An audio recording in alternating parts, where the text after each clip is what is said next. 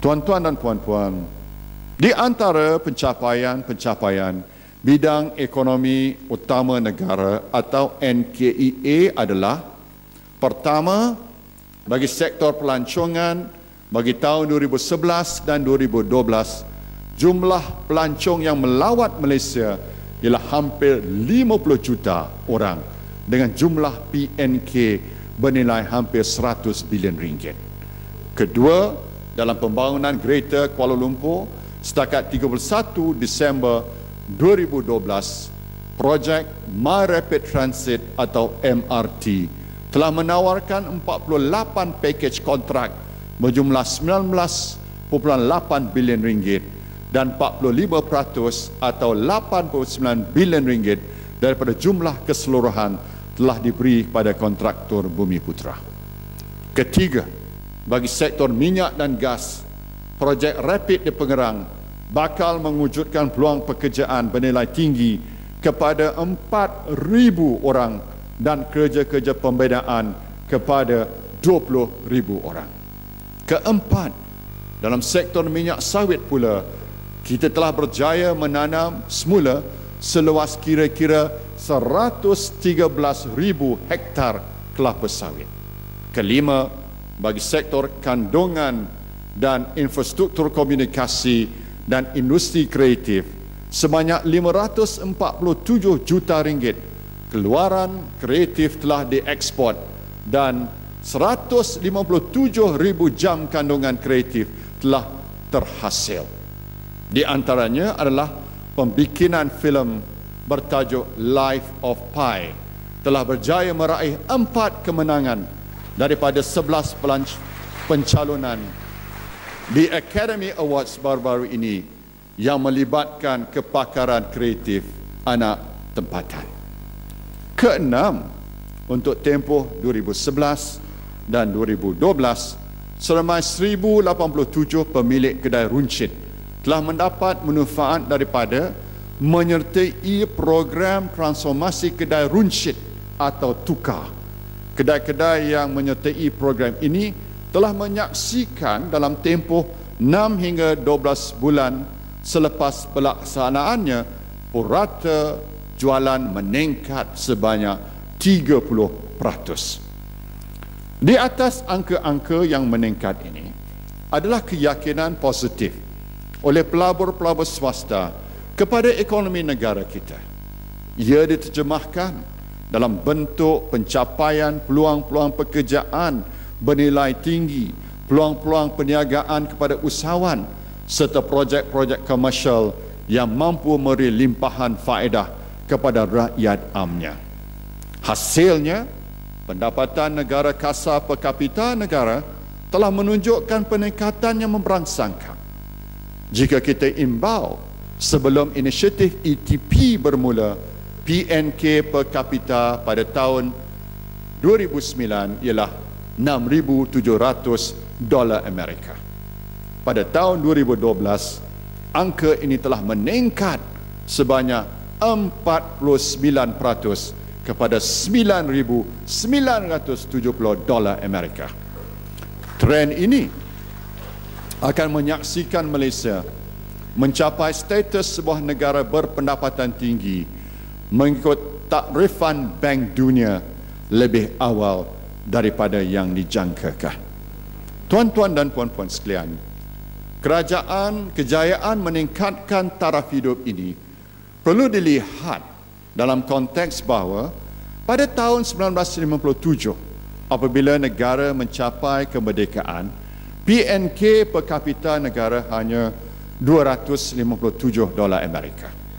PNK ialah ukuran utama yang digunakan di peringkat global bagi mengukur kemajuan atau kemunduran taraf hidup rakyat sesebuah negara. Kadar PNK yang tinggi berkadar langsung dengan taraf hidup yang juga tinggi. Begitu juga dengan PNK yang rendah. Selain daripada PNK, mekanisme lain yang digunakan untuk menilai taraf hidup rakyat sesebuah negara ialah per capita purchasing power parity atau pendapatan per kapita berasaskan kuasa beli. Wa.ima mengikut kaedah ini pun, kuasa beli rakyat Malaysia adalah hampir 2 kali ganda pendapatan per kapita yang ada. Kesan langsung daripada peningkatan angka-angka ini boleh dilihat, boleh dirasai melalui perubahan gaya hidup rakyat.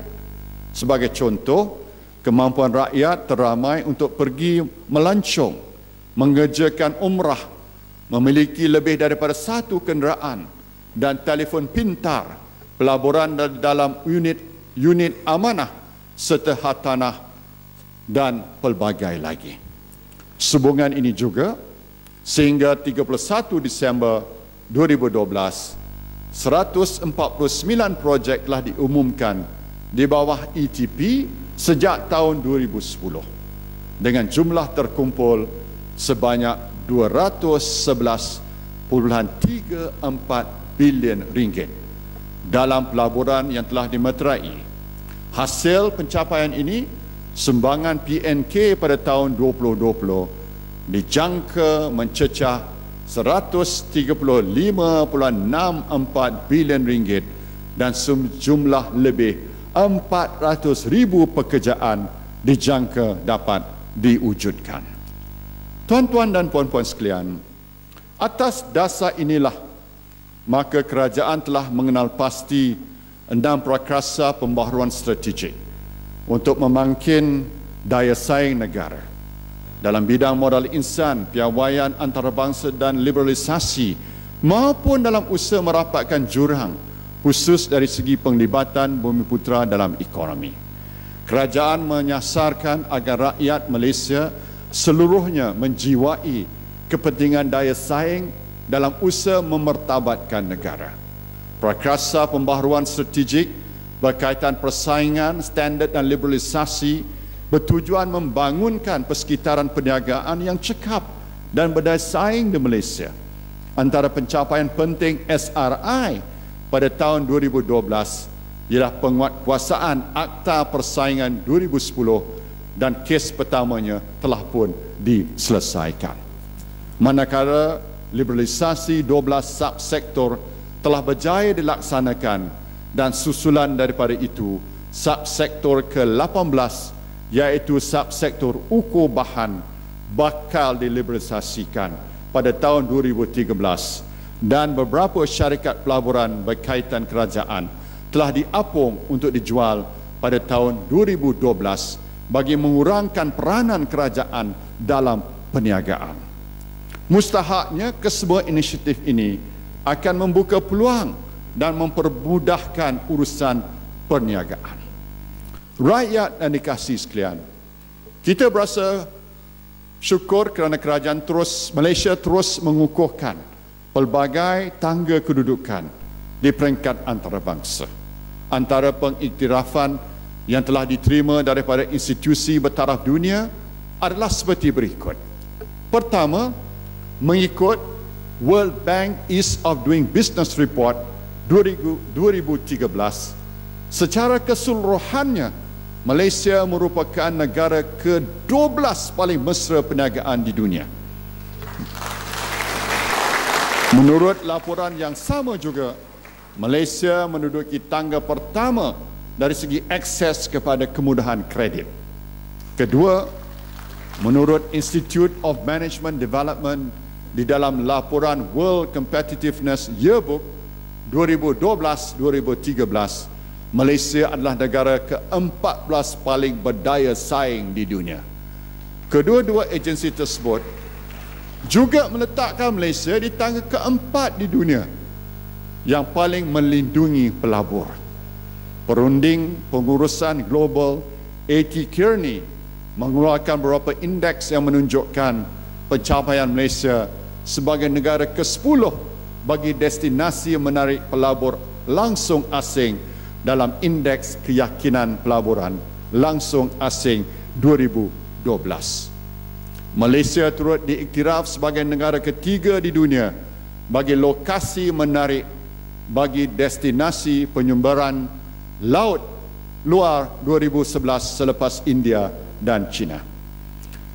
Globe Shopper Index oleh Economist Intelligence Unit menunjukkan Kuala Lumpur sebagai pusat bandar membeli belah kedua terbaik di Asia Pasifik.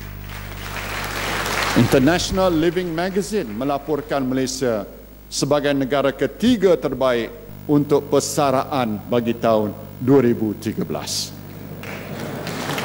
Manakala dalam pasaran modal pula, indeks KLCI Bursa Malaysia mencatat angka tertinggi iaitu 1,688 mata pada 31 Disember 2012.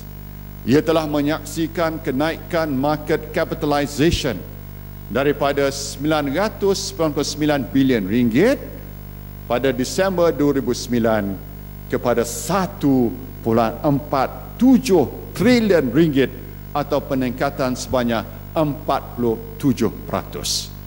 Ini berarti sebanyak 466 bilion ringgit kekayaan telah berjaya di China sejak semua inisiatif transformasi dimulakan.